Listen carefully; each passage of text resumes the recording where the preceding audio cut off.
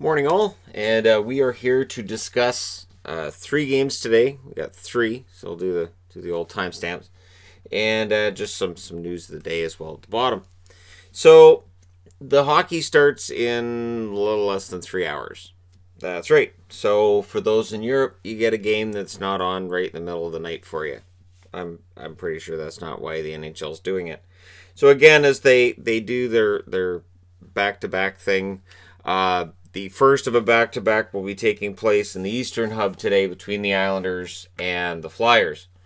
And, for Philadelphia, they have to win this game.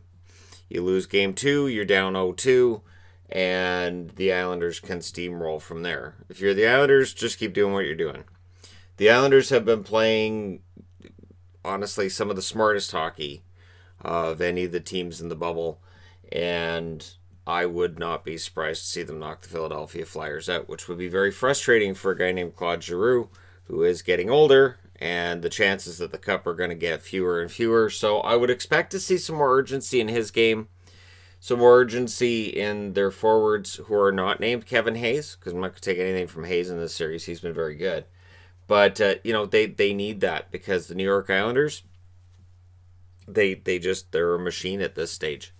And they are cruising to meet one of either Boston or Tampa at this rate.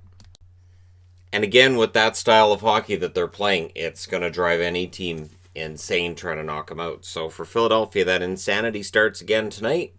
And again, this is the first half of a back-to-back. So if they can win tonight, get some momentum going for them, then there's hope there for Philly. But now the lack of a power play and just their offensive struggles have become a major focus. That's what happens when you go from winning the really close, low-scoring games to losing the really close, low-scoring games. So we'll see if the Flyers can bounce back, because we've seen teams bounce back from seemingly horrible defeats already in the second round. We'll see if another team can do so. Tampa, 5 o'clock Pacific, 8 o'clock Eastern, as this one's at noon Pacific, 3 o'clock Eastern. We will see whether or not Tampa... My allergies are acting up now. So we'll see whether or not Tampa and Boston can bring it as well as they did last night. Very entertaining game. And for Tampa, the momentum's there, so they have to ride that tonight. Remember what they did last night. I have heard nothing about the backups playing tonight. I can't see it. It's a 1-1 series tie. You can't put Vlader. You can't put McElhinney in here because the game's just too important. So Halak and Vasilevsky, I would think, go again. No McDonough once again for the Tampa Bay Lightning. They played 11 forwards, 7 defensemen last night. I would expect that happens again tonight, and it worked out pretty well. There were some hairy moments along the way, but it worked out pretty well in the end. So I would expect Tampa Bay to have pretty much the same roster they had last time. Unless there's been an injury development with Stamkos, there's no reason to change things. If Stamkos came back, though, at some point during the series, that could be a huge difference maker right there. But for Boston, they had their moments last night. They just weren't consistently good enough. That game did go to overtime. So if I'm Boston, the way I'm looking at it is this. We didn't necessarily play our best game last night, and yet the game still went to overtime. So that's kind of how you'd have to look at it if you're Boston is, hey, if we play our best game, the game doesn't go to overtime and we win it. And you see whether or not you can get it there. We'll see. Because again, Tampa Bay last night, that's the Tampa Bay Lightning that I picked to win a Stanley Cup this year. We'll see how that prediction goes. But hey. Colorado and Dallas. So here we have a Stanley Cup finalist in my bracket. And they're in trouble. They cannot lose tonight. I said going into game 2, they really can't lose that one. And they can't. They now have to beat Dallas 4 out of 5 times. This game starts at 7:30 Pacific, 10:30 p.m. Eastern, so this is a very late game. And of course, Dallas being up 2-0. If Dallas wins tonight, it's over. I know people are going to say, there's been 3-0 comebacks. Don't talk about it. The bubble, it just feels like the hockey's different. Like the momentum means a lot more. And because there aren't fans, because they're all in the same building, that home ice advantage kind of goes out the window. Last night, Vancouver wins as the road team. Tampa won as the road team last night. It just kind of goes out the window. Or no, Tampa was a home team last night. So, it's a 50-50 split there. Dallas won both of their games as the road team. Philly won or lost as the home team to the Rhode Islanders. So again, we'll see whether or not a change in jersey changes things for Colorado. Because again, the whole bubble thing, some teams seem to be really coming together and playing well, and others, it's been more of a struggle.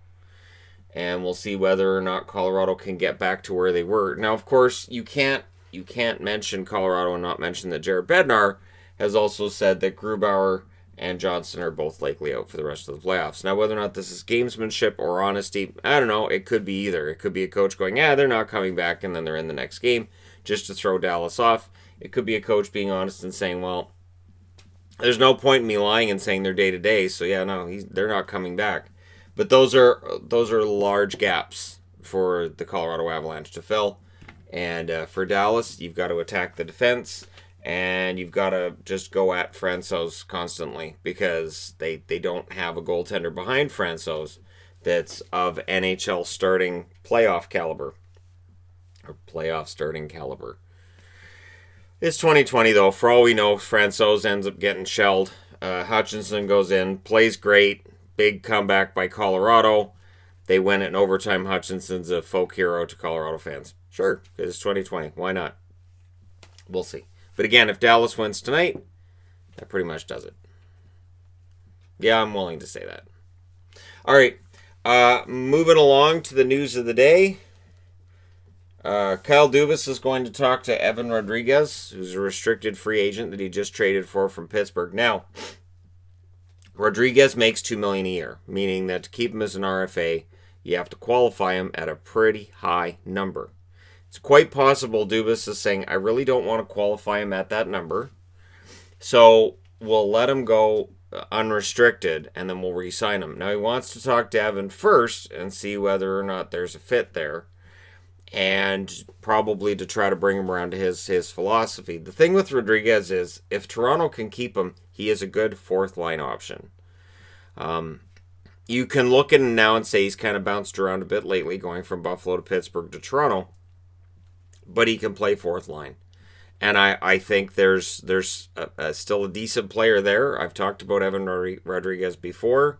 I like the player, and hopefully it is a fit in Toronto, because I think that's the kind of upside they need in their bottom six. I think he can help. Now, yesterday after I was done my news of the day, John Tortorella was fined $25,000 by the league for basically walking out of his post-game interview after Game 5. I give the guy props.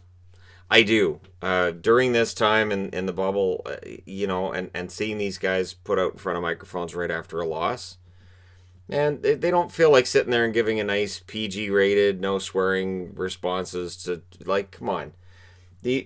I can understand interviewing winners, but interviewing the guys that just lost the game, and some of the questions they get, and whether they're inane questions or just ridiculous questions, I think Tortorella was just looking at things and going, you know what, we're done, we're out, I want to go. I want to go home. And he didn't feel like being there with reporters asking the same inane questions he always gets and all. And like he said, all that touchy-feely stuff, he didn't feel like being around for that, and he was being honest. And so the league fines him $25,000, which I would think Columbus probably pays, like when Brindamore got fined and the team paid it. So I don't have any problem with what Tortorella did. I think there should be some kind of a modification for the whole interviews with the press availability thing, because again, with a team that just lost, what kind of sound bites are you looking for from a team that just lost that are going to be honest? Are you really going to see two guys sitting next to each other at a podium or on a stage and saying, well, yeah, we lost because he's a bonehead, and see where he coughed up the puck in front of the net? Yeah, that was great. That was awesome. So I couldn't save the puck because he made some really terrible decisions tonight. And he better sleep with one eye open on the plane on the way home, because, man, I tell you, Yeah, I'm sick of being with this team. Like we're never going to get that interview. And so it's instead the guy who might be thinking that's going to be like, "Oh, well, we did the best we could. We're just going to have to refocus for next year. We're just, yeah, we're coming together as a team. We don't think our window's closed. We're like we get all the same inane chatter. I find it strange. And then the NHL finds the coach who's honest. Like sort of like Brenda Moore. Don't be honest. And in this case, it's not even criticizing the league or the officials. It's just basically, look, I can't do this. I'm done. I'm out of here. Speaking of, I can't do this. I'm done. I'm out of here. Mike Green has announced his retirement. This is what I had seen coming during the lockdown, and I think this is going to be a thing. He's only 34 years of age. If he wanted to come back and keep playing, he absolutely could have. He would have got a contract offer from somebody. He was one of the guys who decided he wasn't going to play during the return and made it very clear this was about family. And now he's retiring because he enjoys being home with his family. He's made a lot of money. He doesn't need to work for the money now. And he likes being around his kids as they're learning to walk around and help them out and be a dad. And I have said since March this was a possibility that guys would retire early, and I'm not saying a lot of them are going to, but there will be players who retire who could probably stick around for another couple of years, and Mike Green's one of those guys. Somebody would have taken a flyer on him and given him a chance, given him a contract next year, but I wish him the best. And again, I would expect other players to make that same decision. I have respect for that 2020 being as it's been may give you a completely different perspective on things. You might be like, the hockey thing's great, but. So, all the best to Mike Green. It's a shame for the Edmonton Oilers that they brought him in with this vision, and he played 2 games and didn't come back for the return. So, we'll never know what Green might have been able to do on a team with McDavid and with Draisaitl, but here we are. Let me know your thoughts and your picks for today's games, of course, in the comment section below. Don't forget to hit like and subscribe if you're browsing your way through. You just happened upon this video. And hey, thank you guys so much for watching, for all your support. I will talk to you again soon.